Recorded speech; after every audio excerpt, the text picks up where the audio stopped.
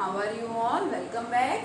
Last time we were discussing about photoelectric effect और photoelectric effect क्या होता है ये मैं आपको एक्सप्लेन कर चुकी थी. देखिए क्या था photoelectric effect कि हमारे पास कोई मेटल सरफेस है और ये मेटल सरफेस भी पर्टिकुलरली कौन सा था, एल्कली मेटल सरफेस. ठीक है, कौन सा मेटल का हम सरफेस लेते हैं यहाँ पे, एल्कली मेटल सरफेस, और यहाँ पे हम पर्टिकुलर फ्रीक्वेंसी की रेडिएशंस को फॉल करवाते हैं. तो इससे क्या हुआ था, metal surface, alkali metal surface पे जो इलेक्ट्रॉन्स प्रेजेंट होते हैं ये इलेक्ट्रॉन यहाँ से इमिट हो जाते हैं. This phenomena is known as the photoelectric effect and the electrons which are emitted from here are known as the photoelectrons. हमने क्या बोला था, photoelectrons बोला था. And the minimum frequency which is required for the emission or ejection of the photoelectrons is known as the threshold frequency. और जो कम से कम जो फ्रीक्वेंसी की रिक्वायरमेंट है इन इलेक्ट्रॉन्स के इमिशन के लिए या इनके इजेक्शन के लिए, उसको हम क्या बोलते हैं, थ्रेशोल्ड फ्रीक्वेंसी बोलते हैं, which is represented by mu naught. क्या थी ये, थ्रेशोल्ड फ्रीक्वेंसी थी. It was threshold frequency. और इसी से रिलेटेड हमने कुछ एक्सपेरिमेंटल ऑब्जर्वेशन देखे थे. ये जो इलेक्ट्रॉन इमिट हो रहे हैं, अगर हम इसको क्या करते हैं, एक सर्किट से हम इसको कनेक्ट कर देते हैं, तो ये जो इलेक्ट्रॉन है जो यहाँ से इजेक्ट हुआ है या इमिट हुआ है वो सर्किट में फ्लो करता है और उस वजह से वहां पे करंट की भी फॉर्मेशन होती है. And that current is known as the photo current. उस करंट को क्या बोला गया था, फोटो करंट बोला गया था. कितने इलेक्ट्रॉन्स यहाँ से इमिट होंगे या इजेक्ट होंगे डिपेंड करेगा रेडिएशंस की इंटेंसिटी के ऊपर, और वेलोसिटी या काइनेटिक एनर्जी क्या होगी इन इलेक्ट्रॉन्स की, ये डिपेंड करता है उसकी फ्रीक्वेंसी के ऊपर. ये सारे फिनोमेना हमने स्टडी किए थे. मैंने आपको बताया था कि हेनरिच हर्ट्ज ने इसको ऑब्जर्व किया था, फिनोमेना को डिस्कवर किया था और एक्सप्लेन किया था आइंस्टाइन ने. आइंस्टाइन ने फर्दर देखिए इस इफेक्ट के बारे में क्या कहा था. आइंस्टाइन ने ये बोला 1905 में आइंस्टाइन ने इसको और ज्यादा एक्सप्लेन किया और क्या कहा उन्होंने, इसमें प्लैंक्स क्वांटम थ्योरी की हेल्प से इसको किस तरह से समझाया. देखिए उनके अकॉर्डिंगली रेडिएशंस जो हैं वो यहाँ पे फॉल करती है. ठीक है, इन रेडिएशंस के अंदर कौन प्रेजेंट होते हैं, फोटॉन्स होते हैं. क्योंकि हमने प्लैंक्स क्वांटम थ्योरी में क्या किया था, क्या स्टडी किया था कि कोई सोर्स जो है वो जो एनर्जी को इमिट कर रहा है that is in the form of photons. ठीक है, स्मॉल पैकेट्स ऑफ एनर्जी के टर्म्स में वो वहां पे रेडिएशंस को प्रोड्यूस करता था और वो स्मॉल पैकेट्स ऑफ एनर्जी को क्या बोला गया था, फोटॉन्स बोला गया था. यानी इन रेडिएशंस की पर्टिकुलर एनर्जी भी होती है. तो हम या तो यूं बोले कि मिनिमम फ्रीक्वेंसी की हमें रिक्वायरमेंट है इन इलेक्ट्रॉन्स के इमिशन के लिए, साथ ही हम ये भी बोल सकते हैं कि ए मिनिमम. ठीक है, या मिनिमम का मतलब देखिए यहाँ पे क्या है कि जो पर्टिकुलर हमें एनर्जी या फ्रीक्वेंसी चाहिए, मींस कम से कम वो फ्रीक्वेंसी या एनर्जी तो होनी ही चाहिए. तो मिनिमम या दैट पर्टिकुलर एनर्जी, अब मैं एनर्जी के टर्म्स में बता रही हूँ. ठीक है, minimum of particular energy which is required for ejection और emission of electrons is known as the threshold energy. Frequency जो है वो तो क्या थी, थ्रेशोल्ड फ्रीक्वेंसी थी, और जो एनर्जी है वो क्या है, थ्रेशोल्ड एनर्जी है. लेकिन इसका एक और नाम भी होता है और it is also known as work function. Work function के नाम से बहुत बार एग्जाम्स में पूछ लिया जाता है 1 मार्क. ठीक है, तो वर्क फंक्शन वो मिनिमम पर्टिकुलर एनर्जी है which is required for the ejection और emission of the electrons from alkali metal surface is known as a work function. Work function को रिप्रेजेंट करने के काफी मेथड्स हैं. या तो इसे W से रिप्रेजेंट कर दिया जाता है, बट जनरली W से हम वर्क को रिप्रेजेंट करते हैं. It is work function. इसको फाई ऐसे भी रिप्रेजेंट किया जाता है और इसको क्या बोलते हैं, फाई बोलते हैं. ठीक है, तो फाई से या W से हम वर्क फंक्शन को क्या करते हैं, रिप्रेजेंट करते हैं. कुछ बुक्स में W से दिखा देते हैं, कुछ बुक्स में फाई से दिखा देते हैं. Both are correct. ठीक है, तो ये क्या है हमारे पास में वर्क फंक्शन जाता है. और देखिए इसको एक्सप्लेन करने के लिए क्या बोला गया. अब यहाँ पे रेडिएशंस फॉल हो रही हैं इस सरफेस के ऊपर. रेडिएशंस में कौन है, फोटॉन्स है. फोटॉन्स के पास पर्टिकुलर अमाउंट की एनर्जी है. अब 3 केसेस हो सकते हैं. फर्स्ट, जो एनर्जी प्रोवाइड करवाई जा रही है रेडिएशंस के थ्रू, if the energy. ठीक है, if the energy, और कौन सी एनर्जी की मैं बात कर रही हूँ, इस वर्क फंक्शन, ये जो मिनिमम एनर्जी प्रोवाइड करवाई जा रही है उसकी क्या मैं फ्रीक्वेंसी के नाम से बोल दूं, या ये जो थ्रेशोल्ड फ्रीक्वेंसी है. ठीक है, if this energy or the threshold frequency, या आप इसको और दूसरे तरीके से समझना चाहें तो आप ऐसे बोल दीजिए. मान लीजिए यहाँ पे क्या किया, रेडिएशंस को फॉल कराया और ये रेडिएशंस जो है इसके अंदर जो फ्रीक्वेंसी की या एनर्जी की वैल्यू है, मान लीजिए इन केस वो थ्रेशोल्ड फ्रीक्वेंसी की वैल्यू से कम है, जितनी वैल्यू यहाँ पे होनी चाहिए थी उतनी वैल्यू नहीं है, ऐसा भी हो सकता है। तो आप सिंपली लिख लीजिए नंबर 1, इफ द फ्रीक्वेंसी और एनर्जी, जिस टर्म्स में बोलना चाहे, एनर्जी सप्लाइड और प्रोवाइडेड, इफ द फ्रीक्वेंसी और एनर्जी सप्लाइड और प्रोवाइडेड इज, क्या है वो, is less than threshold frequency. पहला केस तो ये हो सकता है। सेकंड केस क्या हो सकता है कि फ्रीक्वेंसी और एनर्जी सप्लाइड और प्रोवाइडेड इक्वल टू हो सकती है थ्रेशोल्ड फ्रीक्वेंसी के, या क्या हो सकता है, दिस फ्रीक्वेंसी और एनर्जी सप्लाइड ग्रेटर भी हो सकती है, ग्रेटर देन दिस। 3 केसेस यहाँ पे अराइज होते हैं। अब देखिए मैंने आपको ये बताया कि एक मिनिमम फ्रीक्वेंसी, थ्रेशोल्ड फ्रीक्वेंसी हर एक मेटल की अलग अलग होती है कि इस मेटल के इजेक्शन के लिए इतनी फ्रीक्वेंसी होनी चाहिए, इस मेटल के इजेक्शन के लिए इतनी फ्रीक्वेंसी होनी चाहिए, और वही मिनिमम फ्रीक्वेंसी क्या है, थ्रेशोल्ड फ्रीक्वेंसी है। अगर मान लीजिए ऐसा हो जाए कि जो यहाँ पे फ्रीक्वेंसी या एनर्जी प्रोवाइड करवाई जा रही है ये उस थ्रेशोल्ड फ्रीक्वेंसी से या फिर वर्क फंक्शन से कम हो, तो उस केस में क्या होगा, इलेक्ट्रॉन्स का इमिशन या इजेक्शन होगा ही नहीं, क्योंकि ये पर्टिकुलर फ्रीक्वेंसी की तो हमें रिक्वायरमेंट है ना। और अगर इतनी फ्रीक्वेंसी सप्लाई वहां पे नहीं की जा रही है तो there will be no emission और ejection of the electrons, first case. Second case क्या होता है कि ये दोनों इक्वल भी हो सकती हैं। मान लीजिए आपने कहा कि आपको जितनी यहाँ पे फ्रीक्वेंसी चाहिए है, इस मेटल सरफेस की जितनी थ्रेशोल्ड फ्रीक्वेंसी की वैल्यू है, एग्जैक्टली आप उतनी ही फ्रीक्वेंसी को यहाँ पे क्या करा रहे हैं, प्रोवाइड करा रहे हैं। तो क्या होगा, जो मेटल है वो वहां से क्या होगा, वो अपनी पोजीशन से सरक जाता है, मींस कि वो धीरे धीरे वो इजेक्शन की प्रोसेस के अंदर इन्वॉल्व हो जाता है।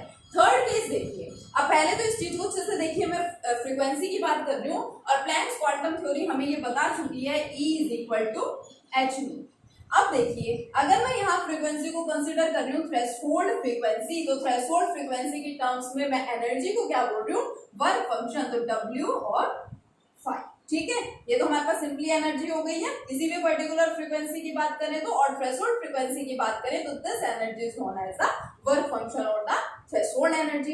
तो देखिए क्या होता है, अब अगर आप जो एनर्जी और फ्रीक्वेंसी प्रोवाइड कर रहे हैं, अगर उसकी वैल्यू थ्रेशोल्ड फ्रीक्वेंसी से या वर्क फंक्शन से कम है तो इजेक्शन या इमिशन नहीं होता है इलेक्ट्रॉन्स का, जस्ट दोनों इक्वल हैं। तो फिर क्या हो जाता है, जो इलेक्ट्रॉन है वो अपनी पोजीशन से थोड़ा सा सरक जाता है, ठीक है, और वो इजेक्शन की प्रोसेस के अंदर इन्वॉल्व हो जाता है। और थर्ड, अगर ये वैल्यू ज्यादा हो जाए तो देखिए क्या होता है, अब अगर ये वैल्यू ज्यादा हो जाती है, मान लीजिए मैं आपको कहूँ कि सपोज मुझे अगर यहाँ से इलेक्ट्रॉन्स का इमिशन कराना है, अब जब मुझे इलेक्ट्रॉन्स का क्या कराना है, इमिशन, तो मान लीजिए मैं आपको कह रही हूँ the energy which is required is 10 kilo joule, suppose 10 kilo joule या 10 जूल्स एनर्जी की क्या है, रिक्वायरमेंट है। और रेडिएशंस के थ्रू जो एनर्जी प्रोवाइड की जा रही है वो कितनी है, वो 15 है, यानी ग्रेटर देन 10। तो 10 जो एनर्जी की वैल्यू है, 10 जो यहाँ पे यूनिट प्रेजेंट है, इस 10 को तो उसको क्या करना है, यूटिलाइज करना ही है इलेक्ट्रॉन के रिमूवल के लिए। टोटल आपके पास 15 है, यानी 5 जूल और 5 किलो जूल जितनी भी आप एनर्जी प्रोवाइड करा रहे हैं वो 5 भी तो यहाँ पे क्या है, बची हुई है। तो ये जो बची हुई एनर्जी है यानी कि 5, this energy is utilized as the kinetic energy of the electrons। और कौन से इलेक्ट्रॉन्स की बात कर रही हूँ मैं यहाँ पे, फोटो इलेक्ट्रॉन्स की। सिंपल सी बात है कि अगर आपको इलेक्ट्रॉन्स के रिमूवल के लिए एनर्जी चाहिए 10, ठीक है, जितनी एनर्जी यहाँ पे प्रोवाइड करवाई जा रही है वो कितनी है, 15 है, तो एनर्जी तो सिर्फ 10 यूटिलाइज होगी ना, यानी 5 यूनिट्स हमारे पास एनर्जी की एक्स्ट्रा बची है। और वो 5 यूनिट कैसे यूटिलाइज कर ली जाती है, फोटो इलेक्ट्रॉन्स की एनर्जी की तरह से, इनकी काइनेटिक एनर्जी की तरह से। अब ये इलेक्ट्रॉन्स वहां से क्या करेंगे, मूव करेंगे। तो देखिए इसको मैथमेटिकली कैसे रिप्रेजेंट करते हैं, जो एनर्जी प्रोवाइड करवाई जा रही है, एनर्जी तो यही होती है ना, एच यू इक्वल टू जितनी एनर्जी मुझे चाहिए है, यानी threshold energy means work function क्या है, एच न्यू नॉट, प्लस जो बच गई वो क्या हो जाएगी, उसकी काइनेटिक एनर्जी। ये एक काफी इंपॉर्टेंट इक्वेशन थी, जिस इक्वेशन पे हमारे न्यूमेरिकल्स भी होते हैं, and this equation is known as the Einstein, क्योंकि आइंस्टाइन ने एक्सप्लेनेशन दी थी इसकी, आइंस्टाइन फोटो इलेक्ट्रिक इक्वेशन।